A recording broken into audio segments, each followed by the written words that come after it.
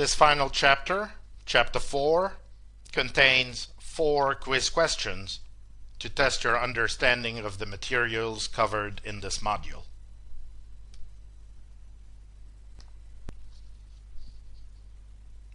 With regard to the quiz, you should allow yourself about 30 minutes in total to complete these questions. Unless instructed otherwise, you should work with the same data as we have done throughout the module regarding stock price, volatility, interest rates, and so on. Each question is a multiple choice question with 4 possible answers.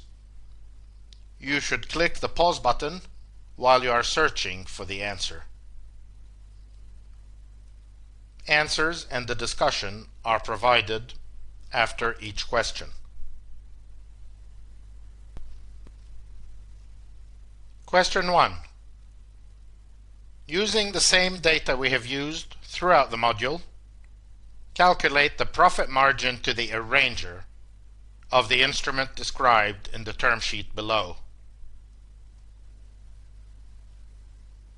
Note the 5-year maturity, the 3% coupon, and the somewhat complex formula for the redemption amount. Here are the 4 possible answers.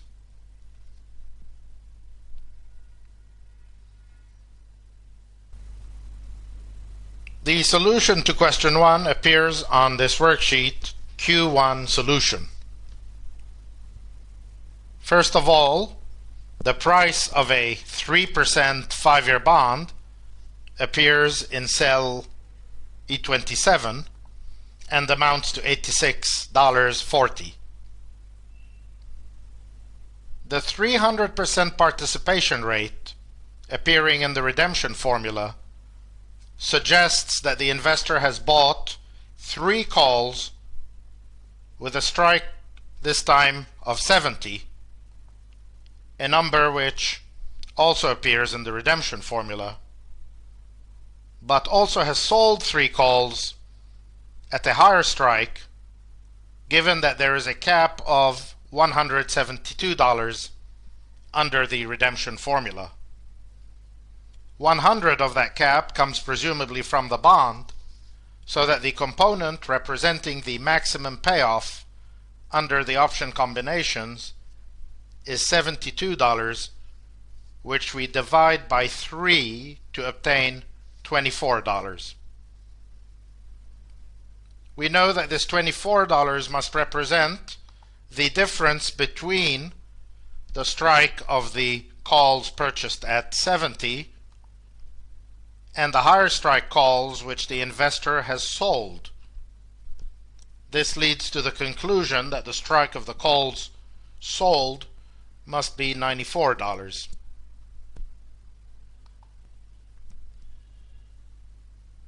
The pricing grid indicates that the calls struck at 70 cost $16.15 each, while calls struck at $94, which the investor is selling, earn the investor $11.67 each, resulting in the call spreads from 70 to 94 costing the difference between those 2 premia, that is to say, $4.48. Therefore, excluding the dealer profits, the package in total costs $86.40 for the bond plus 3 times $4.48 premium for each call spread, a number which comes to $99.84. This leaves 16 cents for the dealer profit, and therefore the answer to this question is B as in boy.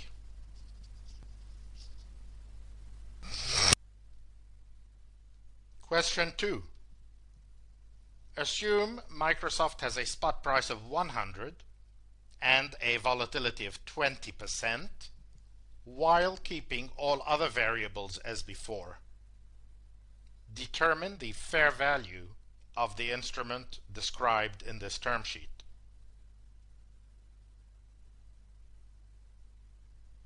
Here are the 4 possible answers.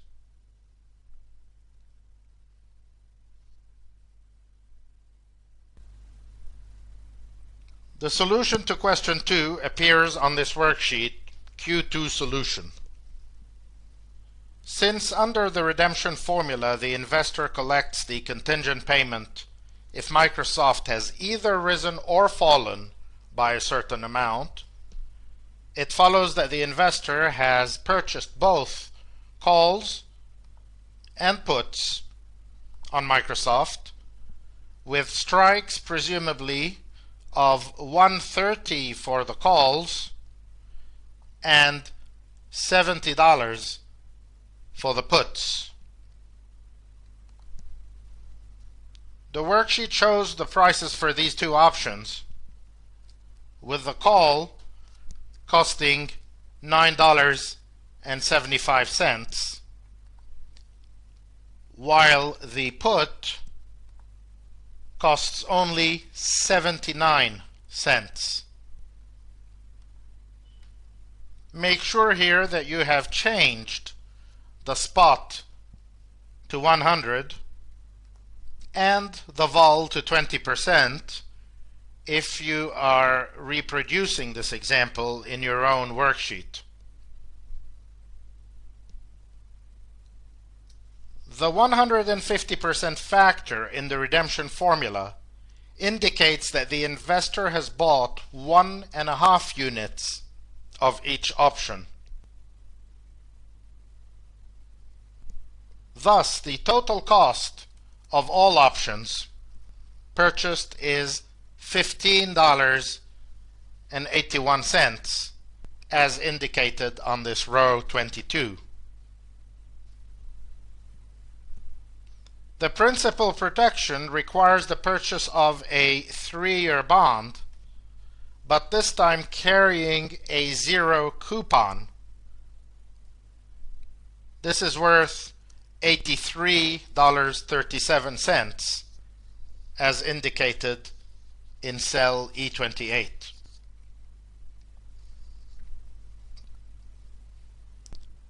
Thus, the fair value of the total package is $99.18, and therefore the correct answer is A. Question 3. Returning to the same data as in the main part of the module, except for volatility, consider the following term sheet.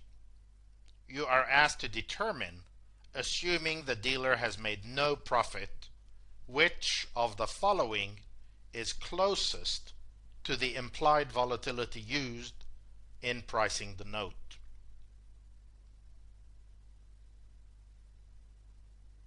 Here are the 4 permissible answers.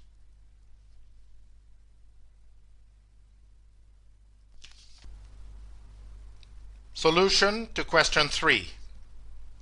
Hopefully you were able to realize that the investor, in this case, far from purchasing a call option, in fact has sold a put option. The fact that she has sold an option is hinted at by the unusually high coupon, which is well above the 6.25% she would earn on a 1-year bank deposit. The fact that the option is a put is best recognized from observing that the issuer has the ability to deliver shares instead of cash at maturity, a privilege the issuer would presumably exercise if the share price has fallen below a certain level. Specifically, the issuer would prefer to deliver 2 shares instead of $100 in cash if each share is worth less than $50 at maturity. So the issuer appears to have bought and the investor appears to have sold 2 puts on Microsoft with a strike of $50.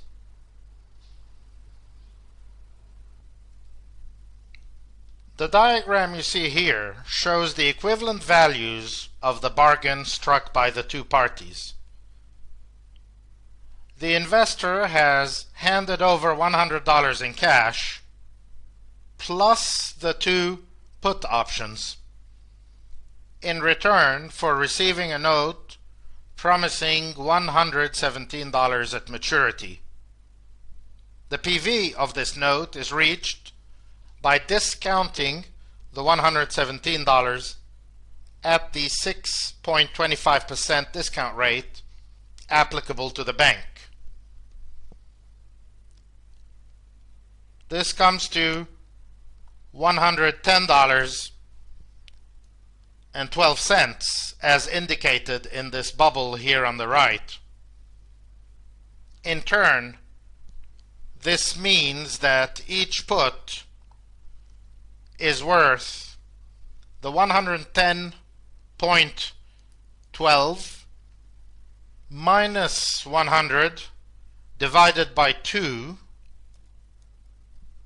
equals $5.06. You should be able to confirm via GoldSeek and the option pricing worksheet used previously that this is consistent with a volatility of 32%. Thus, the correct answer is D as in David.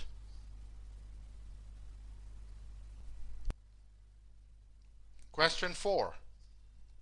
Without rehearing the discussion of the ELN in Chapter 2, try to remember what is the impact on the ELN's value when, first, interest rates diminish, and second, the first few months in the instrument's life pass. Here are the 4 possible answers.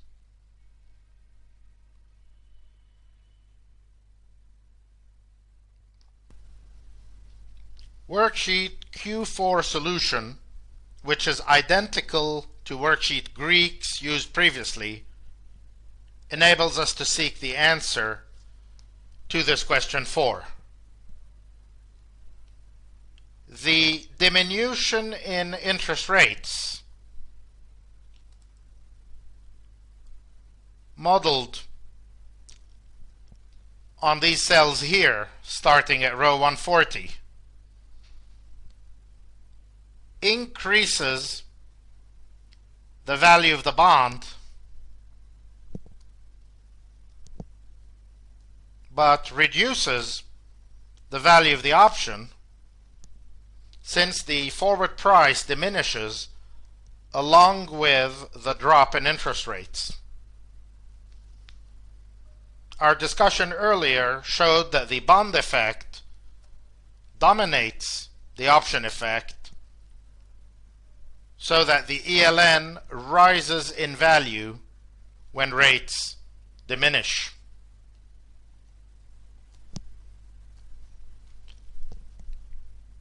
Turning to the passage of time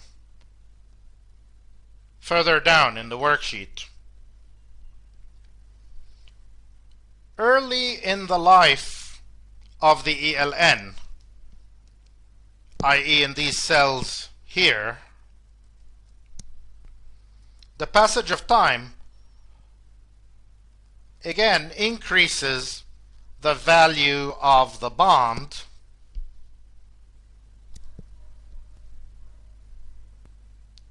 and reduces the value of the option due to time decay. Our discussion earlier showed that at least during those early quarters in the life of the ELN, the bond effect dominates by a small margin so that the ELN rises in value when time passes.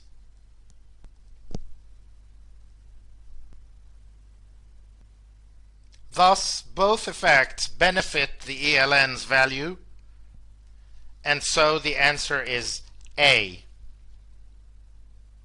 This completes the quiz and this entire module on equity-linked notes.